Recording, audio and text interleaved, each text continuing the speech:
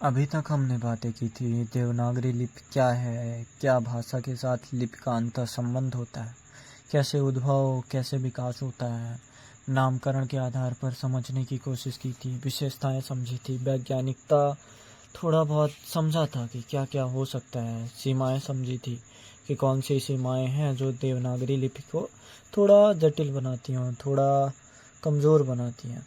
अब हम बात करेंगे देवनागरी लिपि का मानकीकरण, मतलब मानकीकरण के क्या प्रयास किए गए। तो उन चीज़ों को समझने के लिए हम इसको दो आधारों पर ले सकते हैं। एक आधार वैयक्तिक प्रयास और दूसरा आधार संस्थागत प्रयास। और यूपीएससी भी अक्सर ऐसे ही प्रश्न पूछता है, वैयक्तिक नाम कोई दे देगा, जैसे बाल गंगाधर तिलक का, उन्होंने क्या योगदान दिया। तो सबसे पहला प्रयास शायद बाल गंगाधर तिलक ने ही किया था। 190 टाइपों का फ़ॉन्ट उन्होंने अपने तिलक फ़ॉन्ट में लिखा था, केसरी पत्र में उन्होंने ये फ़ॉन्ट तैयार किया गया था, जिसे काफ़ी समय तक मानक भी माना गया था, या फिर काफ़ी समय तक उसको अन्य लोगों द्वारा प्रयोग में भी लाया गया था। फिर उसके बाद जब 20वीं शताब्दी आती है तो जस्टिस शारदा चरण मित्र ने लिपि विस्तार परिषद का गठन किया, जिसका उद्देश्य एक सरल सा था कि लिपि का निर्माण करना था। और भाषा तो प्रचार में आ ही गई थी, पर लिपि का निर्माण करके उन चीज़ों को और सुधार करना था और देवनागरी लिपि को भाषा के साथ मिलाकर एक राष्ट्र स्तर की भाषा बनाना, या फिर जैसे प्रश्न आता है कि हिंदी का राजभाषा या फिर राष्ट्रभाषा बनने के पीछे चुनौतियां क्या हैं, तो वो प्रयास वहाँ से किए जाना शुरू हो गया था। तो जब आप संदर्भ रखोगे तो ये संदर्भ भी रख देना कि जो इनका उद्देश्य जस्टिस शारदा चरण मित्र का, तो यही उद्देश्य था कि देश को कैसे देवनागरी में सुधार करके अन्य भाषाओं, भारतीय भाषाओं के साथ समाहित किया जाए। फिर उसके बाद सावरकर बंधुओं ने, और सावरकर बंधु थोड़े महत्वपूर्ण हो जाते हैं, जिन्होंने कुछ चीज़ें और सिखाई हैं, या फिर उनकी अभी भी कुछ चीज़ें हम साथ में, जैसे बारह खड़ी होगा तो इसको हम साथ में ले चलते हैं। तो सावरकर बंधुओं ने ये स्वरों के लिए, जैसे बारह खड़ी होती है अ आ इ ई उ ऊ, तो उन्होंने क्या किया कि आ के साथ ही सारी मात्राओं को जोड़कर, जैसे आ, फिर अगर ई लिखना है तो आ के ऊपर ही ई की मात्रा या फिर बड़ी ई की मात्रा लगाए, ए सब आ के साथ ही किया। यह प्रयोग सर्वप्रथम महाराष्ट्र के आसपास हुआ था, और फिर जो हरिजन महासभा थी गांधी जी की, तो वहाँ भी ये काफ़ी प्रचलित हो गया, क्योंकि समझने में सरल था और देखने में ठीक लग रहा था। फिर उसके बाद क्या होता है कि काशी के श्रीनिवास ने क्या किया कि कुछ सुझाव दिया कि महाप्राण व्यंजनों को हटा दिया जाए, केवल अल्प प्राण का प्रयोग किया जाए। अगर उच्चारण के नाम पर ज़रूरत होगी कहीं तो कर लेंगे, जैसे भा का रखना, खा का रखना, तो वो चीज़ें समझ आती थी। तो उसको हम आधार लेके चल सकते हैं कि कैसे चीज़ों को और सरल किया जाना शुरू हो गया है, कैसे नागरी लिपि में कौन सी चीज़ें आएंगी, कैसे फ़ॉन्ट बनेंगे, क्या टाइप होगा, कैसी 12 खड़ियाँ रहने वाली हैं, कैसा प्रयोग होने वाला है, ये सब दिखने लगता है। फिर डॉक्टर गोरखनाथ ने एक और चीज़ की कि जो वर्णों की मात्राएं थी उनको नीचे दाएं बाएं होने में जो समस्या होती थी, तो उनकी जगह वो बगल में लिखने को बोला। जैसे अगर लिखना है दुकान, तो दा के नीचे ऊ की मात्रा लगना थोड़ा कठिन समझ आता है, तो उन्होंने बोला कि दाहिने में ही लिखो। हालांकि जो ई इमली की मात्रा होती है, छोटी ई की, तो उसको बाएं लिखो, बाकी अन्य मात्राओं को दाहिने ले लिखो। तो ऐसा उन्होंने सजेशन दिया। जैसे अगर मैना लिखा है तो माँ, फिर दाहिने में या फिर राइट हैंड साइड पे ए की मात्रा, और ना फिर राइट हैंड साइड पे बड़ा की मात्रा। तो ये चीज़ें डॉक्टर गोरखनाथ ने सुझाव दी कि ऐसा होना चाहिए, और ऐसा सुझाव ही नहीं, ऐसा अपनाया भी गया। जैसे बताया कि छोटी ई की मात्रा को छोड़ के, क्योंकि वो अक्सर वही बस है जो बाएं लिखी जाती है, बाकी मात्राएं दाहिने लिखी जाती, तो ऐसा उन्होंने किया। फिर डॉक्टर श्याम सुंदर दास क्या करते हैं कि व्यापक तौर पर देवनागरी को और सरल बनाने का सुझाव देते हैं। अंगा तथा इया के स्थान पर, जैसे अभी हम देखते हैं, अगर 5 वर्ग होते हैं, हम जैसे का के साथ जो अंगा आता है, चा के साथ इया आता है, मतलब वर्ग की बात कर रहा हूँ, टा के साथ अड़ा आना, टा टा डा ढर अड़ा, तो ये सब उन्होंने बोला कि अगर इनके अंतिम अक्षर या फिर नासिक ध्वनियां हैं तो अनुस्वार लगाना शुरू कर दें। जैसे अगर कदम्ब है, कदम्ब लास्ट में बा है और मा आ रहा है, तो इसकी जगह ये किस वर्ग का है, पा फा बा भा मा, तो मा वर्ग को बिंदी लगा दिया जाए। तो उस वर्ग के हिसाब से बिंदी लगना शुरू कर दिया। जैसे किंच, तो किंच को यहाँ लिखने की बजाय उसको बिंदी लगा के कर दिया गया। या फिर गंगा या फिर चंचल, तो वो चीज़ें समझ आती कि इन्होंने थोड़ा और सरल कर दिया, मतलब संगीत कर दिया। पर फिर भी जो भाषा वैज्ञानिक है इस चीज़ को वो समझते हैं कि उसके साथ दुरुपयोग हुआ है या फिर ऐसी स्थितियों का गलत प्रयोग किया जा रहा है। तो ये सब प्रयास हमें दिखते हैं वैयक्तिक आधार पर। उसके अलावा भी हमको भारतेंद्र हरिश्चंद्र मिलेंगे या फिर द्विवेदी जी मिलेंगे, तो वो चीज़ें और वो सरल तरीके से या फिर प्रयास करते हैं लिपियों को और सुधारने का। आप जैसे आचार्य द्विवेदी की पुरानी किताब पढ़ोगे कबीर के बारे में, तो उनमें मात्रात्मक कमियां दिखेंगी। वो आगे का पीछे हो जाना, दाहिनी ओर होना, मात्राएं जब लग रही हैं थोड़ा दूर हो जाना, तो ये सब वही समय की बात है, 18वीं 19वीं 20वीं शताब्दी की ही बात है, जब ये सब प्रयास हो रहे थे और लगातार प्रयोगात्मक चीज़ें दिख रही थी सामने।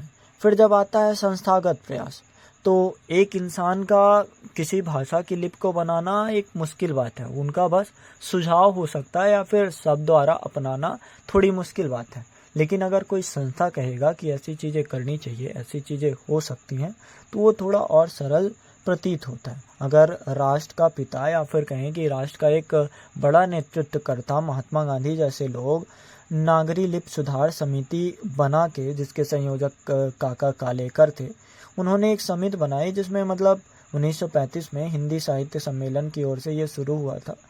तो सबसे पहले जैसे वैयक्तिक प्रयास था, तो कोशिश की जाती है संस्थागत प्रयासों में कि कैसे जो वैयक्तिक प्रयास है उनको एकजुट करके सहमति दे दी जाए। तो उन्होंने सावरकर बंधुओं द्वारा जो 12 खड़ी बताई गई थी उनको स्वीकार कर लिया। और गुजराती में जो घुंडी लगाई जाती है, मतलब गोला घुमा के, जैसे धा और भा और भी बहुत जगह, तो घुंडियों को स्वीकार कर लिया गया। व्यंजन संयोग में ऊपर नीचे की स्थिति को समाप्त कर दिया गया। जैसे दा के नीचे दा लगा देना, मतलब आधा दा और पूरा दा, तो उसको समाप्त करके दा के बाद हलंत और फिर एक पूरा दा। तो ऐसी चीज़ें दिखती हैं जो इस समिति ने, हिंदी साहित्य सम्मेलन समिति ने, जहाँ नागरी लिपि सुधार समिति बनाई गई थी, तो उसको उन्होंने अपनाया। फिर क्या हुआ, सिरोरेखा लेखन में ना रहे पर मुद्रण में बनी रहे। एक बड़ी समस्या आती है या फिर एक बड़ा विवाद आता है कि सिरोरेखा का क्या करना चाहिए, हटा देना चाहिए, रखे रहना चाहिए। तो वो चीज़ें दिखती हैं। इस समिति में बोला गया कि मुद्रण पर ये सिरोरेखा बनी रहे, लेकिन लेखन में ना आए। जैसे अगर कोई पत्र लिख रहा है या फिर कुछ और लिख रहा है तो वो ना आए, तो उस चीज़ के बारे में कहा गया। अगली चीज़ क्या हुई कि यहाँ पे ई की जो मात्रा थी, जैसे बंधुओं ने समझाया था ना, हाँ, गोरखनाथ ने, डॉक्टर गोरखनाथ ने ये दिया था कि दाहिनी ओर मात्राएं लगाई जाएं, बाकी मात्राएं क्योंकि मुश्किल होता है, तो इन्होंने ई की मात्रा, छोटी ई की मात्रा को वैसे ही रहने दिया पीछे ही, और बाकी मात्राओं को दाहिनी ओर कर दिया, क्योंकि वो चिन्ह के बाद हटाकर अलग से लिखे जाएं। जैसे रानी अगर लिखा जाएगा तो रा, फिर आ की मात्रा, फिर ना, फिर ई की मात्रा। तो ऐसी चीज़ें दिखती हैं। फिर दूसरी सभा आती है काशी नागरी प्रचारणी सभा, जिसने मतलब उतंड मार्तंड के बाद जो समाचार पत्र था, तो यहाँ भी समाचार पत्र ही निकलते थे। तो इस सभा ने क्या किया, नागरी लेख सुधार उप समिति बनाई। इस समिति में श्रीनिवास और गोरखनाथ के सुझाव को अस्वीकार कर दिया। श्रीनिवास का जैसे सुझाव था कि खा मतलब महाप्राण को मूलतः हटा दिया जाए और अल्प प्राण को उपयोग कर लिया जाए, तो ये खारिज कर दिया। और जो इनका सुझाव था गोरखनाथ का कि कहते हैं कि दाहिनी ओर बाईं ओर, तो ये चीज़ें खारिज कर दी गई। अब देवनागरी एक मानकीकरण हो ही रहा है, तो एक जो विशेष एरिया है, समझ लो उत्तर प्रदेश, तो वो कुछ ना करे तो जाहिर सी बात होती है कि कुछ ना कुछ तो करेगा। तो उत्तर प्रदेश सरकार ने आचार्य नरेंद्र देव की अध्यक्षता में एक समिति का गठन किया। इस समिति में जितने भी सुझाव दिए गए थे उनको संतुलित करने का प्रयास किया गया कि क्या चीज़ें होनी चाहिए, क्या चीज़ें नहीं होनी चाहिए। जैसे आ की बारह खड़ी, आ का ही सब कुछ हो जाना, ये सही नहीं है। मतलब इतना भी तो सकुचाहट नहीं करना चाहिए कि उसी का उसी में लगा दो। फिर जैसे हमने अभी पढ़ा था कि हर भाषा के लिए एक अलग चिन्ह हो रहा, तो आप ऐसी चीज़ें करके उसको थोड़ी सीमितता दे दोगे, तो उस चीज़ को कहा कि ये प्रयोग ठीक नहीं है। और क्या किया, मात्राएं यथास्थान बनी रही। मतलब अगर ऊपर आ रही है मात्रा, जैसे एक ही मात्रा, तो ऊपर ही लगाओ। अगर नीचे आ रही है मात्रा तो नीचे ही लगाओ। अगर दाएं आ रही तो दाएं ही लगाओ, बाएं आ रही है तो बाएं ही लगाओ। तो ये उन्होंने कर दिया और जो चीज़ें थी उसको बराबर कर दिया। पंचमाक्षर जो थे, तो पंचमाक्षर जैसे उन्होंने उपाय दिया था श्याम सुंदर दास ने कि अनुस्वार का प्रयोग किया जाए, और अभी भी मूलतः आप देखोगे तो अनुस्वार का प्रयोग होने लगा है। तो अनुस्वार के प्रयोग चाहे अंगा, इया, ड़ा, णा, मा, तो इनका प्रयोग अनुस्वार के जगह कर सकते हो। मतलब चाहे वो कर लो या फिर ये कर लो, तो ऐसी चीज़ें बताई जाए। व्यंजन संयोग में क्या किया कि नीचे की ओर ना जोड़ा, और व्यंजन संयोग की स्थिति में या तो व्यंजन की पाई हटा दी जाए या हलंत का प्रयोग किया जाए। वही चीज़ें हैं जो हम समझ रहे थे अभी। अब अगली चीज़ बोली कि सिरोरेखा लगाई जाए, तो ये चीज़ भी इसकी विशेषता समझ आती है। और निम्नांकित संकेतों वाले जो रूप थे उनको ही मान्य किया, जैसे आ के लिए जो थे, झा के लिए जो संकेत थे, धा, भा, छा के लिए या फिर त्रा के लिए, तो वही संकेत यूज किए जाएं, उसके जगह संकेत बदले ना जाए। जैसे त्रा, त्रा क्या है, ता और रा है, तो उसको एक नए संकेत से दिखाया जाता है। अगर छा, छा की स्पेलिंग होती है KSH, मतलब सा मूर्धन्य सा, शा और का, तो इसको छ की तरह मतलब एक ऊपर घुमा के नीचे कर देना, एक अलग संकेत। तो बोला कि जो भी संकेत यूज हो रहे हैं उन्हीं संकेतों को मान्य कर दिया जाए, कोई पुरानी चीज़ जोड़ना जरूरी नहीं है। अगली चीज़, जो शिक्षा मंत्रियों का सम्मेलन होता है 1953 में हिंदी भाषी प्रदेशों में, हिंदी भाषी 10 प्रदेश हैं, तो यहाँ पे शिक्षा मंत्री का सम्मेलन होता है। तो यहाँ पे भी कुछ सुझाव दिए जाते हैं, जैसे ई की मात्रा पाई छोटी करके दाहिनी ओर लिखी जाए, ये समझ आई। दूसरी चीज़, जैसे आप खा बनाते हो, तो खा अगर देखो तो रब होता है, अगर जोड़ा ना जाए, पहली वाली पाई को जोड़ा ना जाए इधर के साथ, तो वो रब हो जाता है। तो उस चीज़ को बोला कि इस चीज़ को, रब को खा के रूप में लिखा जाए ताकि इसे रब के रूप में पढ़ने का खतरा ना आए, मतलब उसको जोड़ दिया जाए। सबसे बड़ी चीज़ यही थी। फिर उसके बाद क्या समझ आता है कि पहले सुझाव का कड़ा विरोध हुआ, जितनी भी सुझाव दी जाती हैं 1957 में अस्वीकृत कर दिया। दूसरा सुझाव सामान्य रूप से स्वीकार किया गया, मतलब पहला जो सुझाव था कि ई की मात्रा पाई छोटी करके दाहिनी ओर लिखी जाए, तो उस चीज़ को हटा दिया गया जो कि अभी भी नहीं दिखता। और दूसरा सुझाव कि रब को खा लिखा जाए, तो मतलब रब की जगह खा दोनों एक से ना हो, तो इसलिए दोनों को सामान्य करके लिखा जाए।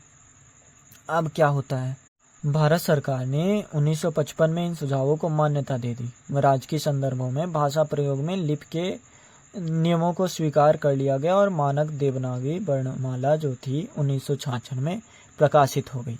हालांकि कुछ चीज़ें अभी भी वर्तनी में कमज़ोर रही होंगी या फिर सुधार के क्रम पे बनी रही होंगी। 1967 में हिंदी वर्तनी का मानकीकरण का प्रकाशन हो गया, मतलब सरकार के माध्यम से।